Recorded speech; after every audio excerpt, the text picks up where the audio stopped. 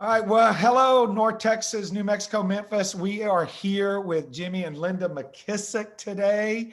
And once again, our top profit share earning family in our region. I think you guys just mentioned to me just a little bit over $1.25 million this year in profit share. Is that right? Sir. Awesome. That is phenomenal, man. I love that.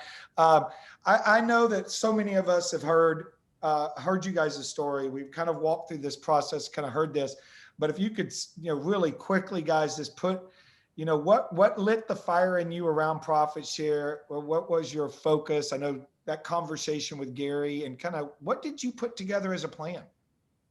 Well, I think it kind of had moments in time that moved us closer to being ready for the profit share message. Because to be honest with you, in the very beginning, I specifically didn't even want to hear about the profit share. I thought 50 more houses, selling 50 more houses or 100 more houses was the only thing I needed to know how to do, and that would solve all my problems. So we weren't that open to understanding profit share, and certainly weren't open to trying to figure out the 24 hours that God gave us. How do we use some of that to build it? But when, because Jimmy and I had started in real estate, $600,000 in debt from a business that we had to sell for less than we owed against it, that pain of going through that gradually and suddenly that happens in people's lives sometimes, either a downturn or COVID or whatever, it kind of wakes you up a little bit and makes you realize that cash flow can't be your only game. So I think we were prepared because we'd been through that situation. And then one day I had but we thought real estate investing honestly would be our vehicle for doing that. But I had a really bad day in real estate. I always say it's the one where you go dust that resume off out of your drawer.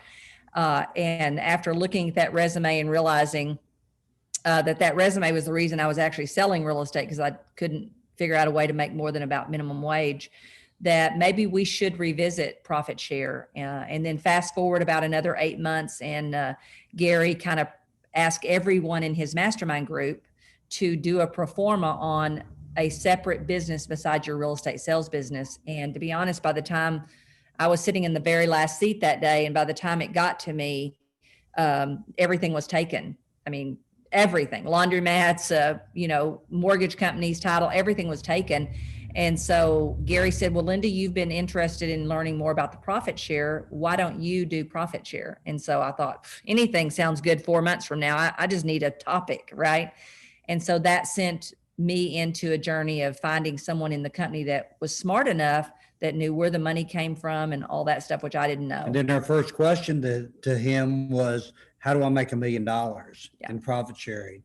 And I know it's going to take you some time to go figure this out, but kind of give me a formula of what you know of how we can go to. He said, I don't need to wait. He said, I know exactly what it takes. What'd he say? Yeah, he said, I remember this day because I flipped up my Nokia phone and I programmed it in so that I would have to look at it every day. He said, you need to go get 20 people, help 20 get 20, and have 5,000 total.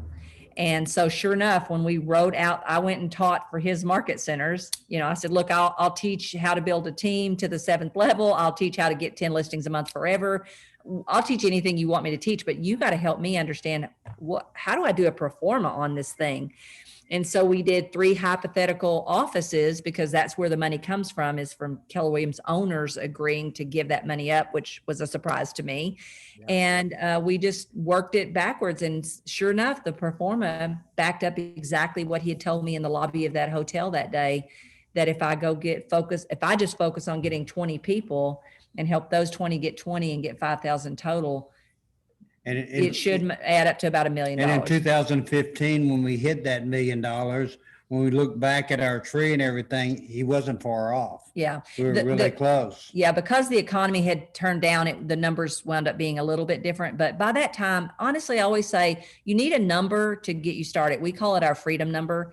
You need a freedom number to get you started. You need to build a plan around that. And if profit share is going to be your plan, then figure out what you got to do in profit share to get that. And then that'll do the magic, right? Just having a number and getting after the plan. And Tommy, what she didn't tell you about all this journey that we were on from the time that she was doing that, Linda and I became students of money.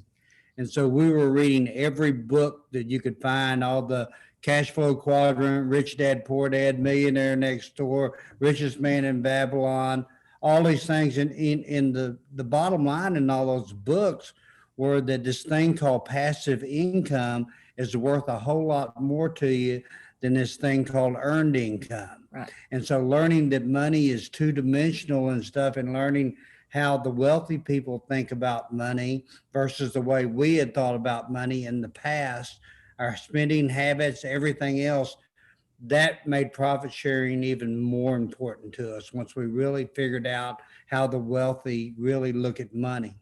Love that. So I love that. And Linda, I've heard you talk about as well in this journey with Profit Share, talking about how you can really focus on helping the people. Like Gary told you, get 20 that have 20.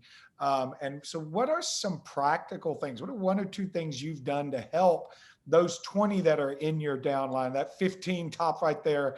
What are some things you do? What are some things you can tell the audience watching here? What are practical things they can do to help them? So, right. Well, to be honest, that was probably the weakest part of my plan is the going and doing that. Because I think a lot of what we can do is we can focus on that frontline people, which Jimmy and I have about 33 total in our front line. That's all we have. And to be honest, that's where you can have the most impact, right? And that's where you can go build great relationships. We just recently wrote a Profit Share Mastery online course and put everything in there about how we believe you should do it through relationships. And what I realized from doing that is that same formula is actually the same formula you'd use to build a 200 plus a year transaction business, all that stuff. It's really who in this business do you like to be a hero to?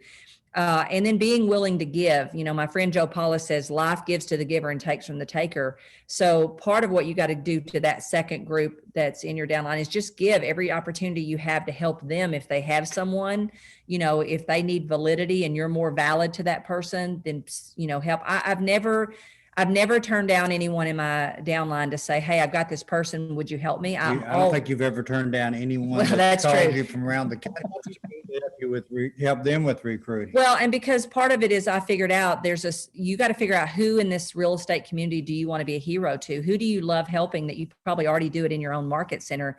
And just now extend that to the people outside. But I think you just have to realize your life was probably changed in some way by coming to Keller Williams. So you're not doing anything to someone. You're actually doing something for someone when you give them the opportunity. But it's really about building great relationships with them, helping them fill their value gaps with all the cool tools and things we have at Keller Williams, and letting beholdenness and reciprocity do the rest. And most of our validity, Tommy, is with the mega agents. And so, most mega agents think like we thought at one point in time, that one more transaction or 10 more deals or 15 more deals is going to be the solution to their issues. Well, what we learned through our process is that's not the case. Really, profit share has become such a forefront, and passive income has become such a forefront. Whenever you really get wealthy, it's when your passive incomes exceed your earned income. And you can make the decisions, about your life that are really important and not have to worry about it financially. And so most mega agents have that gap. They haven't done anything about that piece. So we can usually step into that piece when we're talking to a mega agent. Love that. So I want to ask one last question here. It's kind of two-parter, and that is, why is profit share important for you? What has it specifically done for you guys? Well, the beautiful thing about profit share is some of the stuff we had to build the profit share and not realize what those great priceless things were going to be. And so, the money is fabulous. You can send a kid to college, you can pay your house payment, you can pay your car payment, you can do whatever you choose. But we can sit on an island forever right now and live off $1.25 million. It's all, only thing we got to do is pay tax on that money. But the piece you don't realize when you're building your profit share, that fast forward 20 years into it, are things like paying off a relative's house that really is about to lose their house in their 70s or at an age where that would not be good. And you can step into that gap and write that check and not blink an eye. Create a life estate for them where they can live there basically free for the rest of their life. I mean, that's priceless. We couldn't have done that. Our son-in-law, he passed away from cancer about 7 or 8 years ago. And for the last 10 months of his life, we were able to be close to our daughter and our granddaughter and his parents and support them. Also, we couldn't have done that without passive income. Those are intangibles about being financially independent and wealthy that you can't really, it just happens. That's life. Yeah. Gary says, if you live long enough, you'll experience everything. And unfortunately, you don't want people to experience those things, but unfortunately, those things will happen.